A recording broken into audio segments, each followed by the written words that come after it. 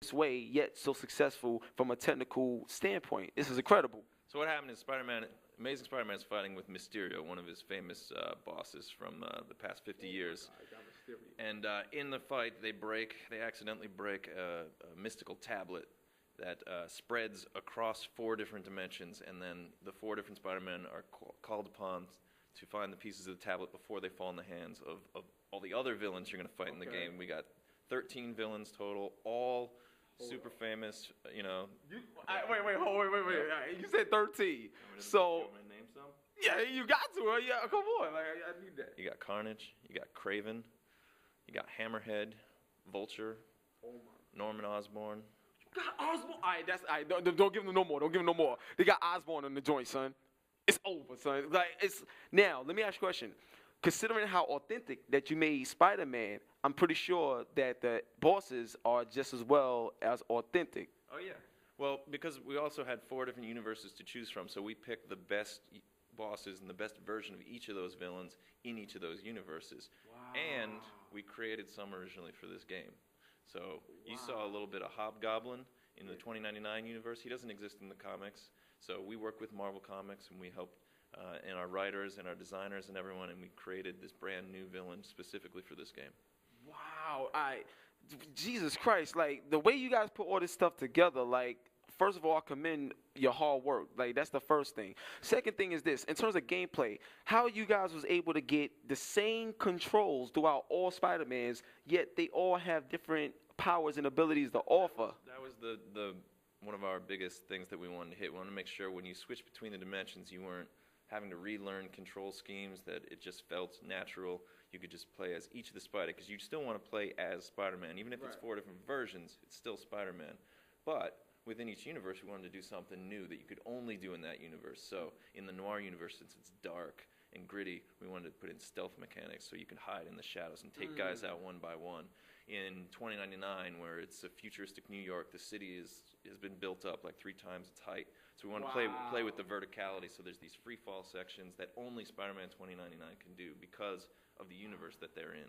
That's insane. Like, now, what was the thought process putting this together? Because a lot of people, they get a lot real nervous when it comes to superhero games, because the fact that when you got movie-based games of these superheroes, a lot of people get in their head that, oh, it's another superhero game. Like, you know what I mean? So what was the inspiration behind just going balls out, saying, you know what, I don't care about that.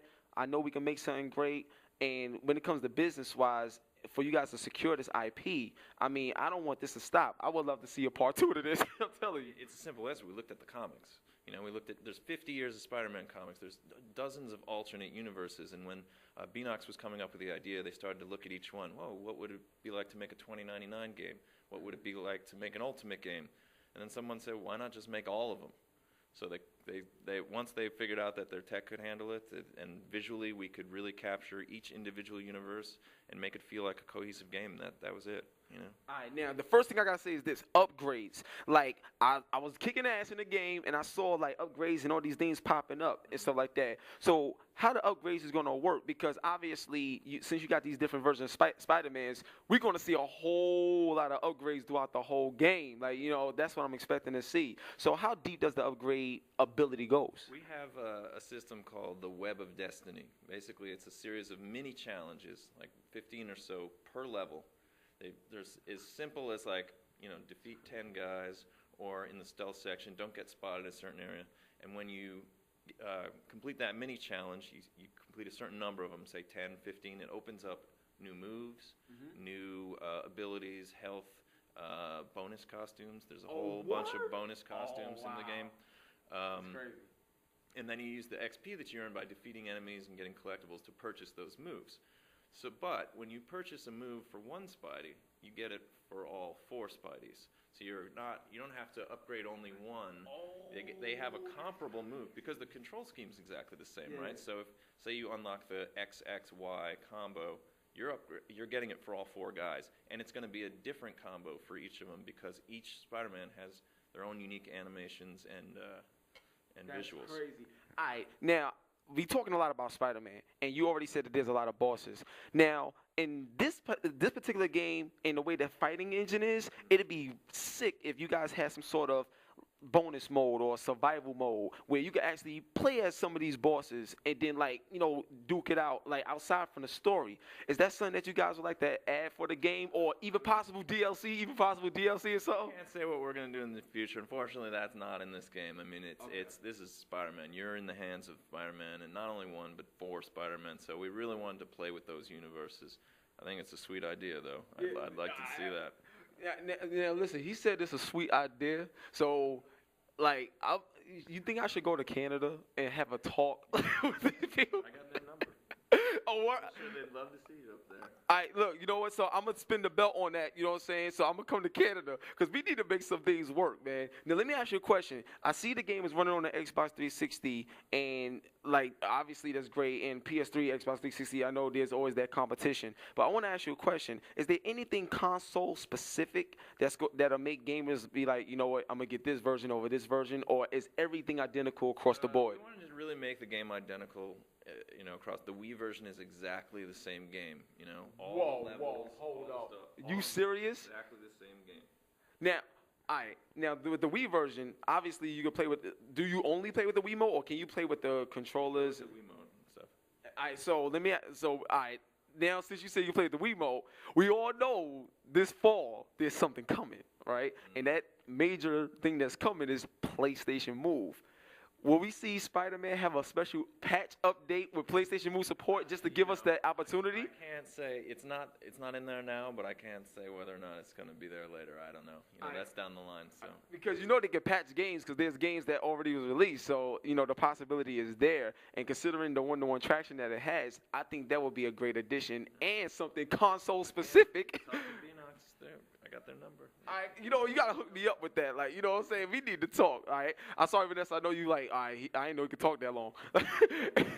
And stuff like that. Now, one thing about this is considering that there's 4 different Spider-Mans, because I gotta keep telling you guys that because you don't understand what you're about to see when you see this game. Like, they got like 2099 Spider-Man, and he be flying, and the special moves he got, he like slows down time, grabs Hobgoblin, and start punching him in his face, and then you see the detail.